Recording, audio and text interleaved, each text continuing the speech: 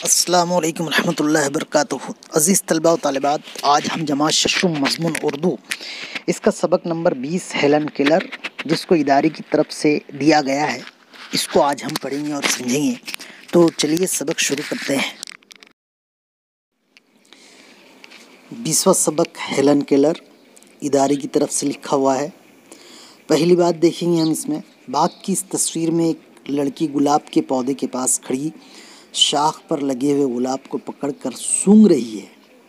پاس کے درخت پر کچھ پرندے چہچہا رہے ہیں۔ اس منظر کو دیکھ کر چند سوالات پیدا ہوتے ہیں۔ ایک، کیا پھول کو دیکھے بغیر لڑکی پودے کے پاس آئی ہوئی؟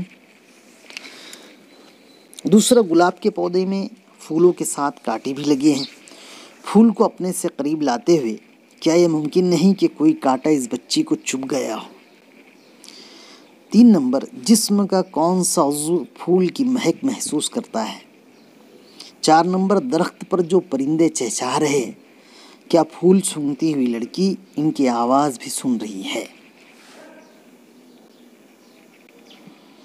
ان سوالوں کے جوابات ہمیں اپنے حواس خمسہ کی طرف متوجہ کرتے ہیں۔ حواس خمسہ، حواس یہ حس کی جمع ہے، خمسہ یعنی 5، حواس خمسہ 5 ہے۔ تو اس کے اندر میں بتلایا گیا ہے کہ ان سوالوں کے جوابات ہمیں اپنے حواس خمسہ کی طرف متوجہ کرتے ہیں۔ یعنی حواس خمسہ جو 5 ہے وہ کون کون سے کس چیز سے تعلق رکھتے ہیں؟ دیکھنا، چھونا، سونگھنا، چکھنا اور سننا، یہ 5 چیزیں حواس خمسہ ہے۔ انہیں ہم اس طریقے سے بھی کہہ سکتے ہیں۔ دیکھنا یعنی قوت باصرہ، دوسرا چھونا یعنی قوت لامسہ، تیسرا ہے سونگھنا یعنی قوت شامہ، اور چوتھا ہے چکھنا یعنی قوت ذائقہ، اور آخر میں دیا ہوا ہے 5واں سننا، اسے ہم کہتے ہیں قوت سامعہ، سماعت سے تعلق رکھتا ہے، سننے سے تعلق رکھتا ہے۔ اس طریقے سے حواس خمسہ 5 ہے۔ ان کے بغیر عام انسان کی زندگی بے حس اور بے مزہ ہو کر رہ جاتی ہے۔ اگر یہ حواس خمسہ نہ ہو تو انسان کی زندگی بے مزہ ہو کر رہ جاتی ہے۔ ذیل میں ایک ایسی خاتون کی زندگی پر روشنی ڈالی گئی ہے جس نے بعض حواس سے محروم ہونے کے باوجود ہمت نہیں ہاری اور کسی رکاوٹ کو اپنی ترقی میں حائل نہیں ہونے دیا۔ جو سبق دیا گیا ہے، یہ سبق حواس خمسہ سے محروم ایک بچی کے بارے میں سبق ہے، لیکن اس نے ہمت نہیں ہارا حواس خمسہ نہیں ہونے کے باوجود بھی، اور اس کی ترقی کے اندر میں کسی قسم کی رکاوٹ کو اس نے ہونے نہیں دیا۔ سبق کی پہلی سطر دیکھیے، پہلی لائن، کیٹ اور آرتھر ایک پیاری سی بچی کے ماں باپ تھے۔ انہیں اپنی بیٹی سے بہت محبت تھی۔ ماں سوتے جاگتے بچی کو سینے سے لگائے رہتی۔ بچی جب تقریباً 2 سال کی ہوئی تو اچانک بیمار ہو گئی۔ ماں باپ نے بچی کے علاج کے لیے بڑی دوڑ دھوپ کی۔ جب لڑکی صحت یاب ہوئی تو ایک دن نہلاتے ہوئے ماں نے دیکھا کہ آنکھوں پر سے پانی بہنے کے باوجود بچی آنکھیں بند نہیں کرتی، اور لوری گانے یا کسی چیز کے بجانے پر بھی وہ آواز کی طرف متوجہ نہیں ہوتی۔ اب تو ماں باپ دونوں پریشان ہو گئے۔ بچی کو پھر ڈاکٹروں کو بتایا گیا۔ ڈاکٹروں نے اس لڑکی کے اندھی اور بہری ہونے کا اعلان کر دیا اور کہا کہ شاید بڑی ہو کر یہ گونگی بھی ہو جائے۔ بچپن ہی سے اندھی، گونگی اور بہری یہ لڑکی ہیلن کیلر تھی۔ ہیلن کیلر شمالی امریکہ کے شہر ٹسکمبیا میں 27 جون 1880 کو پیدا ہوئی۔ ان کے اس عجیب مرض سے والدین بڑے پریشان تھے۔ ہیلن کیلر کو لے کر وہ ڈاکٹر گراہم بیل کے پاس گئے۔ اس زمانے میں وہ بہرے پن کے مرض پر تحقیق کر رہے تھے۔ ڈاکٹر گراہم بیل کے پاس ہیلن کیلر کو لے کر گئے ان کے ماں باپ، اور اس زمانے پر بہرے پن کے مرض پر تحقیق کر رہے تھے۔ انہوں نے مشورہ دیا کہ ہیلن کیلر کو اینی سلیوان کے سپرد کرے، جو گونگوں کو بولنا سکھانے میں ماہر تھی۔ والدین نے ایسا ہی کیا۔ اینی نے ہیلن کیلر کو بولنا سکھانے کے لیے کئی انوکھے طریقے اپنائے۔ وہ ہیلن کیلر کے ایک ہاتھ پر ٹھنڈا پانی ٹپکاتی اور دوسری ہتھیلی پر لفظ پ ن ی لکھتی۔ یہ عملی مشق متواتر کی گئی۔ لگاتار کی گئی۔ ہیلن کیلر لمسی قوت سے سمجھنے لگی، قوت لامسہ سے، لمس سے، چھونے کی قوت سے سمجھنے لگی کہ ہتھیلی پر جو شے، جو چیز ٹپک رہی ہے اسے پانی کہتے ہیں۔ سکھانے کے اس طریقے سے ہیلن کیلر نے ایک دن میں 30 الفاظ یاد کر لیے۔ ہیلن کیلر نے ایک دن میں 30 الفاظ یاد کیے۔ ان طریقوں سے 6 ماہ کی قلیل مدت میں ہیلن کیلر نے 625 الفاظ سیکھ لیے۔ 6 ماہ کی قلیل مدت، 6 ماہ یعنی 6 مہینے، قلیل یعنی مختصر، مدت یعنی وقت میں 625 الفاظ سیکھ لیے۔ ہیلن کیلر جب 10 برس کی ہوئی تو انہیں اندھوں کے پڑھنے کے طریقے یعنی بریل حروف پر مہارت حاصل ہو چکی تھی، اور کسی حد تک بولنا بھی انہوں نے سیکھ لیا تھا۔ بریل حروف یہ اسی حروف ہوتے ہیں جس کے ذریعے سے اندھوں کو پڑھنا سکھایا جاتا ہے۔ 24 برس کی عمر میں وہ امریکہ کی پہلی اندھی اور بہری گریجویٹ خاتون تھی جنہوں نے امتیازی نمبرات کے ساتھ BA کی سند حاصل کی۔ گریجویٹ یعنی جنہوں نے جو کالج مکمل کر لیا، امتیازی نمبرات یعنی ڈسٹینشن کے اندر میں انہوں نے کامیابی حاصل کی، BA کی سند حاصل کی۔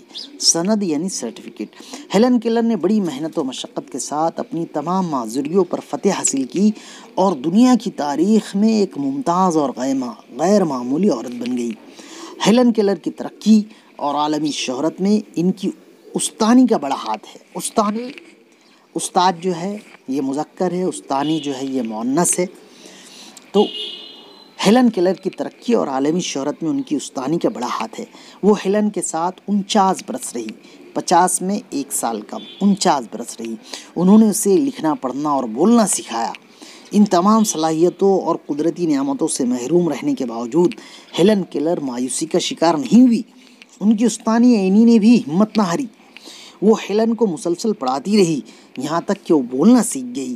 انہوں نے انگریزی کے ساتھ جرمنی، لاطینی، یونانی اور فرانسیسی زبانوں پر اس قدر عبور حاصل کر لیا تھا، مہارت حاصل کر لی تھی کہ مختلف ملکوں میں لوگ ان کی تقریریں سن کر تعجب کرنے لگتے۔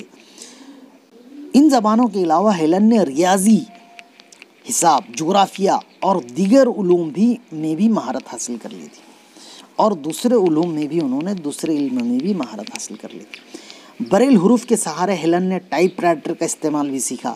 اسی کے سہارے وہ دنیا بھر کے لوگوں کو خطوط لکھتی تھی۔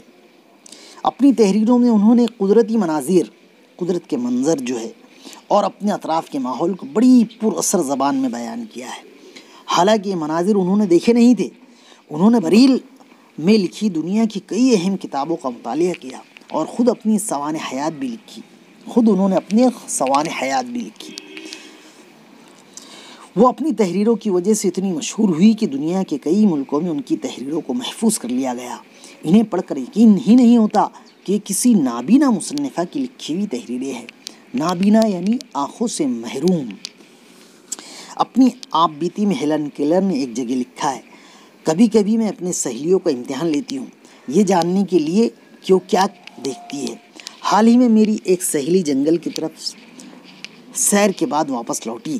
میں نے ان سے پوچھا، آپ نے وہاں کیا کیا دیکھا؟ کچھ خاص نہیں، ان کا جواب تھا۔ سن کر مجھے تعجب نہیں ہوا، کیونکہ میں اس طرح کے جوابوں کی عادی ہو چکی تھی۔ مجھے یقین ہے کہ جن لوگوں کی آنکھیں ہوتی ہیں وہ بہت کم دیکھتے ہیں۔ کیا ممکن ہے کہ کوئی جنگل میں گھنٹہ بھر گھومے پھرے اور کوئی خاص چیز نہ دیکھے؟ سینکڑوں دلچسپ چیزیں ملتی ہیں جنہیں میں چھو کر پہچان لیتی ہوں۔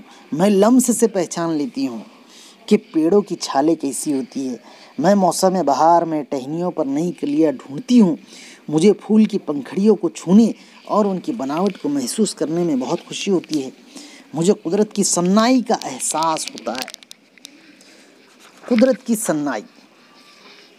صنائی یعنی بناوٹ، کاریگری۔ قدرت کی صنائی، بناوٹ کا احساس ہوتا ہے۔ اس عالم میں جب کبھی میں کسی پیڑ کی ٹہنی پر ہاتھ رکھتی ہوں تو چڑیا کی میٹھی آواز میرے کانوں میں گونجنے لگتی ہے۔ اپنی انگلیوں کے بیچ جھرنے کے پانی کو بہتے اور اسے محسوس کرتے ہوئے مجھے بے انتہا مسرت ہوتی ہے۔ بے انتہا یعنی بہت زیادہ، مسرت یعنی خوشی ہوتی ہے۔ بدلتے ہوئے موسم کا سما نظارہ جو میری زندگی میں نئے رنگ اور خوشیاں بھر جاتا ہے۔ کبھی کبھی میرا دل ان سب چیزوں کو دیکھنے کے لیے مچل اٹھتا ہے، کبھی کبھی میرا دل اس ساری چیزوں کو دیکھنے کے لیے بے چین ہو جاتا ہے۔ اگر مجھے ان چیزوں کو صرف چھونے سے اتنی خوشی ملتی ہے تو ان کی خوبصورتی کو دیکھ کر تو میرا دل باغ باغ ہو جائے۔ اگر میں ان کو دیکھ لوں تو مجھے کتنی زیادہ خوشی ہو، کتنا میرا دل باغ باغ ہو جائے۔ لیکن جن لوگوں کی آنکھیں ہیں وہ سچ مچ میں بہت کم دیکھتے ہیں۔ اس دنیا کے الگ الگ خوبصورت رنگ ان کے احساس کو نہیں چھوتے۔ انسان اپنی صلاحیتوں کی کبھی قدر نہیں کرتا۔ کہہ رہی ہے کہ انسان اپنی صلاحیتوں کی کبھی قدر نہیں کرتا کہ اس کے اندر کیا کیا صلاحیتیں ہیں، کیا کیا خوبیاں ہیں، کیا کیا صفات ہے، وہ اس کی قدر نہیں کرتا۔ وہ ہمیشہ اس چیز کی آس لگائے رہتا ہے جو اس کے پاس نہیں ہے۔ انسان ہمیشہ اکثر کیا کرتا ہے، وہ چیزوں کی امیدیں لگاتا ہے جو اس کے پاس میں نہیں ہے۔ وہ اپنوں سے آگے والوں کو دیکھتا ہے، اپنے سے بڑے والوں کو دیکھتا ہے، جس طریقے سے مال کے اعتبار سے انسان اپنے سے آگے والوں کو دیکھتا ہے۔ اسی طریقے سے اس میں بتایا گیا ہے کہ انسان اپنی صلاحیتوں کو دیکھے، پہچانے، قدر کرے۔ یہ کتنے دکھ کی بات ہے کہ آنکھوں کی نعمت کو لوگ حقیر سمجھتے ہیں۔ آنکھوں کی نعمت جو ہے اس کو لوگ حقیر سمجھتے ہیں، حالانکہ یہ آنکھیں بہت بڑی نعمت ہے۔ اسی کے ذریعے سے انسان جو ہے دنیا کی تمام چیزوں کو دیکھتا ہے، قدرتی مناظر کو دیکھتا ہے، قدرت کی صنائی کو دیکھتا ہے، جبکہ اس نعمت کے ذریعے زندگی کی خوشیوں کو قوس قزح کی طرح رنگین بنایا جا سکتا ہے۔ یہ ایسی نعمت ہے جس کے اوپر میں جتنا بھی ہم شکر ادا کریں اتنا کم ہے۔ آنکھوں کی نعمت تو یہ ایک نعمت ہے، اس طریقے سے بے شمار نعمتیں ہیں جس کو ہم شمار بھی نہیں کر سکتے۔ یہ سب قدرت کی دی ہوئی نعمتیں ہیں، عطایا ہے، جبکہ انسان اس نعمت کے ذریعے زندگی کی خوشیوں کو قوس قزح کی طرح رنگین بنایا جا سکتا ہے۔ قوس قزح یہ عربی زبان کا لفظ ہے، قوس قزح۔ اس کے معنی ہوتے ہیں دھنک کے، جو آسمان کے اندر میں اندر دھنک نظر آتا ہے، جس کو ہم رینبو کہتے ہیں انگلش کے اندر میں، 7 رنگ ہوتے ہیں۔ اس کے طریقے سے زندگی کی خوشیوں کو رنگین بنایا جا سکتا ہے۔ ہیلن کیلر کو انسانی فلاح و بہبود کے کاموں سے بڑی دلچسپی تھی۔ ہیلن کیلر کو انسان کے فلاح و بہبود کے کاموں سے بڑی دلچسپی تھی، جس کے اندر میں انسان کی ترقی ہو، کامیابی ہو، انسان کو فائدہ پہنچے، ایسے کاموں سے اس کو بڑی دلچسپی تھی۔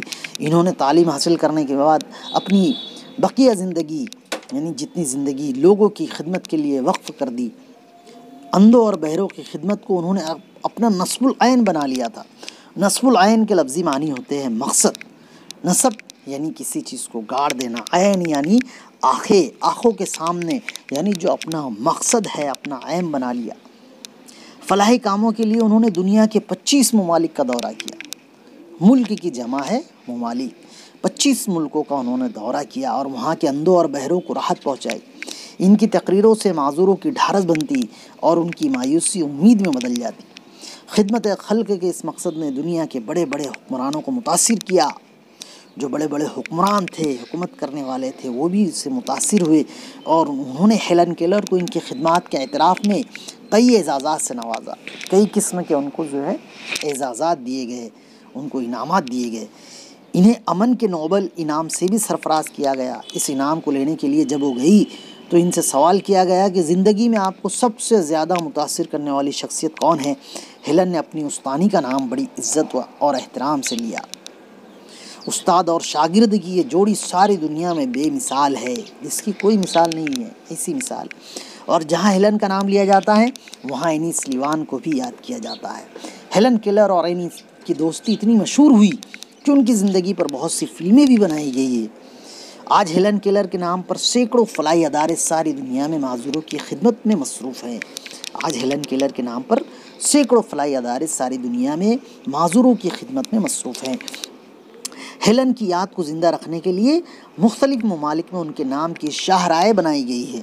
شاہراہیں یعنی سڑکیں بنائی گئی ہے، چوراہوں کو ان کا نام دیا گیا ہے۔ شمالی امریکہ میں ہیلن کے وطن ٹسکنبیا میں ان کا مجسمہ نصب کیا گیا ہے، ان کا مجسمہ بنا کر نصب کیا گیا ہے، لگایا گیا ہے۔ گونگے پن کی حالت میں ہتھیلی پر ٹپکنے والے پانی کے قطروں کے احساس سے پہلا لفظ پانی سیکھنے کے بعد مسلسل محنت و مشقت سے اپنے گونگے پن پر فتح یعنی کامیابی پانے والی ہیلن کیلر کا انتقال یعنی اس دنیا سے ہو گئی 1 جون 1968 کو ہوا۔ اس وقت وہ 88 برس کی تھی۔ آخر عمر تک وہ آنکھوں سے اندھی اور کانوں سے بہری رہی۔ اپنی معذوریوں کے باوجود انہوں نے اندھوں بہروں کے فلاح کے لیے ایسے کام کیے جو تمام ہوش و حواس کے مالک افراد سے بھی ممکن نہیں ہے۔ ہیلن کیلر اپنی معذوری کے باوجود انہوں نے اندھوں اور بہروں کے لیے ایسے کام انجام دیے جو تمام ہوش و حواس کے مالک افراد سے بھی ممکن نہیں ہیں۔ جو اچھے بھلے انسان ہیں، دیکھنے کی قوت ہے، دیکھ سکتے ہیں، حواس خمسہ سے نوازے گئے ہیں، حواس خمسہ ان کے پاس میں ہے، لیکن پھر بھی انہوں نے ایسے کام نہیں کیے جیسے کام ہیلن کیلر معذور ہونے کے باوجود بھی کر کے چلے گئی۔ معنی و اشارات دیکھیں گے۔ تحقیق کرنا یعنی حقیقت معلوم کرنا، امتیازی یعنی اعلیٰ درجے کا، معذوری ایسی کمزوری یا بیماری جو انسان کو مجبور کر دے، ممتاز اعلیٰ درجے کا، عالمی پوری دنیا سے متعلق عبور حاصل کرنا، مکمل مہارت حاصل کرنا، سوانح حیات ایسی کتاب جس میں کسی کی زندگی کے حالات کو بیان کیے گئے ہو، لمس یعنی چھونا، صنائی یعنی بناوٹ کاریگری، وقف کر دینا یعنی دوسروں کے فائدے کے لیے کوئی چیز دے دینا، نصب العین یعنی مقصد۔ عزیز طلباء و طالبات، اللہ تعالیٰ ہم کو بھی جو ہے اس کی جو بھی نعمت ہے اس پر شکر گزاری کرنے کی توفیق عطا فرمائے، اور نعمتوں کو اپنے طاعت کے اندر میں لگانے کی توفیق عطا فرمائے، اپنی ذات سے خدمت خلق کرنے کی توفیق عطا فرمائے۔ اس کے بعد میں ہم سوالات اور جوابات اس کی اگلی ویڈیو کے اندر میں دیکھیں گے۔ آج کے لیے اتنا ہی، تو چلیے خدا حافظ۔